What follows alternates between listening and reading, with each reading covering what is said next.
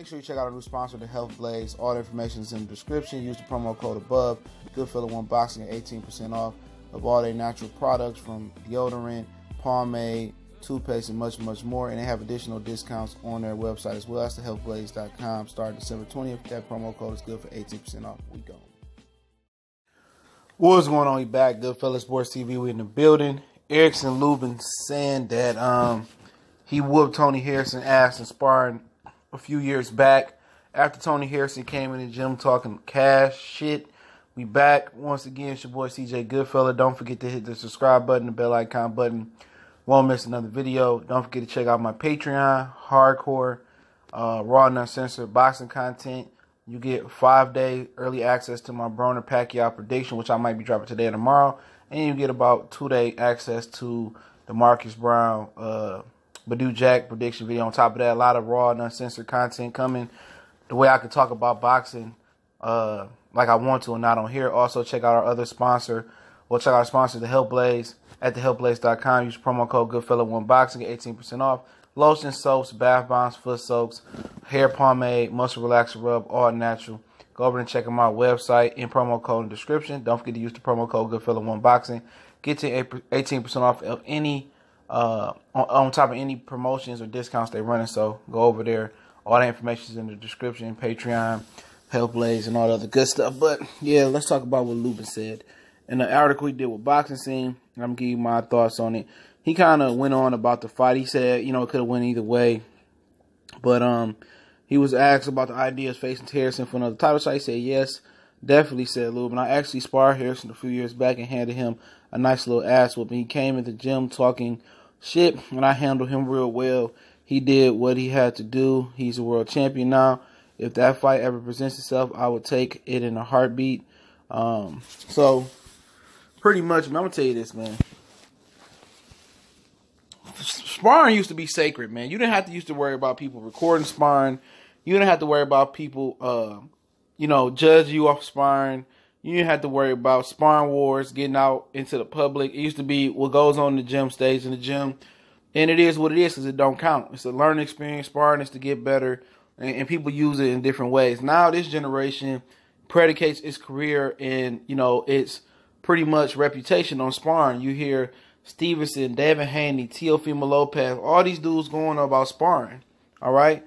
And they're very immature on how they approach sparring. They approach sparring like a war, like a fight. But sparring is nothing like a fight.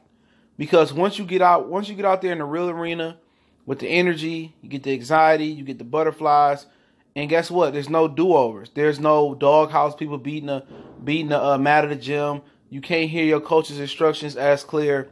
You're not you in a controlled environment, controlled temperature. It's totally different. You got the officials, you got the judges. One mistake it could be over with. Obviously, you don't have the headgear on. Obviously, you don't have the 16 or 18 ounce gloves on anymore. It's a real fight. Okay, and some people get under the lights and perform different. You see gym warriors all the time. You know what I'm saying? They hit the bag good, hit the pass good, spar good. Prime example, Chris Eubanks Jr. said he beat the hell out of George Groves in sparring.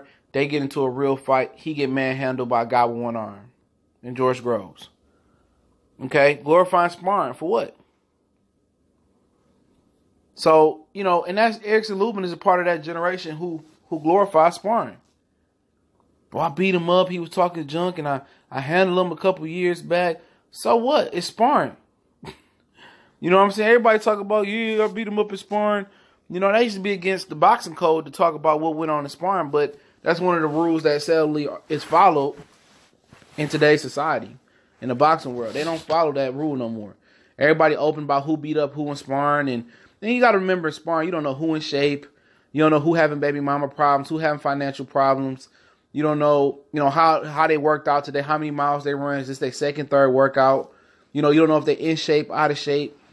You don't know what their stress level like that day. You know what I'm saying? So, you don't know. You don't know, but at the end of the day, that's Erickson Lubin problem. At one time, at some perspective, you can look at it from an angle. You can look at it and say, man, he's still confident. That's good. He didn't lose any confidence. After being knocked out by Jamel Charlo, he still wants the rematch. He got the right mindset, yeah. But I think it gets to a point where He's overconfident. He's arrogant. And he don't think he did nothing wrong. He just think he just got caught by a shot. And I can tell you several things he did wrong. He didn't move up the right way. He didn't fight journeymen. He didn't fight the right contenders. He didn't fight the former world champions. He didn't move up the right way. And really, he should just really hit the reset button like he is Super Nintendo and just start over, go back to prospect level, go through the journeyman, go through the former world champion, fight a few contenders. He's young enough to rebuild himself back up. But what he's about to do, he thinks since he got with Kevin Cunningham, that it's about to be different. He think that, okay, I'm not going to make that mistake again. I can go in there and just run through the competition. I'm on a level. I beat him up in sparring. I did this. I've been working hard. I've been getting in shape. But physically, he's not a man. He's still a boy. He's still a teenager. Physically, he's not there. And now they about to throw him in there with another experienced veteran, Ishe Smith, who pretty much gave Tony Harrison a really good, tough fight. Who also gave Julian J. Rock on his come up a really good, tough fight. A guy that never been stopped before. So if it's any doubts and if any cobwebs in his mind, or if it's any, insecurities in there about the Jermell Charlo fight, of course he's not going to put that off in an interview. He's going to cover that up. Those are insecurities. He's going to cover that up with arrogance, boastfulness, confidence. That's what he's going to cover that up with. Okay? But when the bell ring and they start exchanging leather, okay, when they start exchanging leather, then you're going to see what he really made of. You're going to start to see what he really made of. And I'm telling you, I don't think he didn't come back right. He fought twice, I think last year, or once since losing to Ishe Smith. One time. Once or twice. But at the end of the day, he think he ready. And, Kevin Cunningham shouldn't have proved this fight. I'm dead serious. Kevin Cunningham shouldn't have proved this fight. Yup, he fought one time last year since losing to Jermell Charlo. That's not enough. He's stepping back against a former world champion, Ishe Smith, who still got it. Still a little bit got it. And he talking about Tony Harrison when you got Ishe Smith in about 3 or 4 weeks. You talking about Tony Harrison. Now, could he come out there and beat Ishe Smith and blow him out the water? Possibly. Ishe never been stopped. If he go out there and beat Ishe Smith, then he made a statement. But does that mean you beat Ishe Smith that you ready for world title holders? No. Does that mean you ready for Jill Hurd? No. I thought he should try to lose some weight and make 147. Because physically, he not on Tony Harrison level. Physically, he not on the Jermell Charlo level. Physically, Jaime Maguire, Jill Hurd, no. Physically, he not on their level.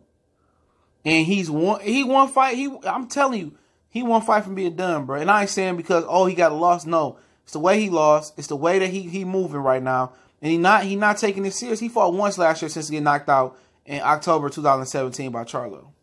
He's supposed to fought at least 4 or 5 times last year. So what really did you, Kevin Cunningham, improve? You improved on gym work. Gym work ain't the same as fight work. It's real fight night work. And this story going to end up real bad. He's going to end up going back to community college, going back to get his education. I hope he's saving a little bit of money he's getting because I don't see this story ended out well for him. You know what I'm saying? He one loss away from basically getting out the sport. And he not approaching it serious enough for me. He didn't approach it last year the right way. In actuality, he should have took 2 years of rebuilding himself back up. But once again, he making the same mistake. He want to run back in there and run back to the upper echelon level of division and just thought it was a mistake or just thought it was luck he thought it was luck that Jermell Charlo beat him, and it wasn't luck. It was skill. He was physically bigger. You was fighting a grown man. You was a boy. You were a teenager. But hey, let him do what he want to do. He want to keep the eyes on the prize. I'm not mad at him. I'm not hating on his ambition, but the way they moving that kid, career gone bad. I'm telling you. But appreciate everybody for checking in. Make sure you hit the subscribe button, bell icon button. Don't forget we on Facebook, we on Twitter. Also, you can reach out to me in the email if you got a business question, inquiry, sponsorship, or you got a video request. Also, you want to make a donation to the channel. That link's there as well. Salute to everybody who do donate through the PayPal. You can share the videos. We tweet out every video, screen recorder, share the links. Just let them know they can find the channel at. Also, don't forget to check out my Patreon. You get early access to my fight predictions, which are pretty good in my opinion. Broner and Pacquiao fight prediction should be going to Patreon today or tomorrow. I'm going to work on chopping that up real quick. It's going to be a nice lengthy one. I don't have to do too much film work. Very familiar with both of the fighters. So it's only $2 to join the Patreon for the boxing content, for the relationship, everyday current events, food for thought, hood serious. You can check out food for thought, hood serious playlists. I move those to my Patreon. It's $5 a month. It's not bad. Real cheap prices. Also, don't forget to check out the Hellblaze, thehellblaze.com. Promo code Goodfellow1 Boxing, get 18% off. They healthy products, all natural products, lotion, soaps, foot bombs, toothpaste, deodorant, all natural. Check out my website.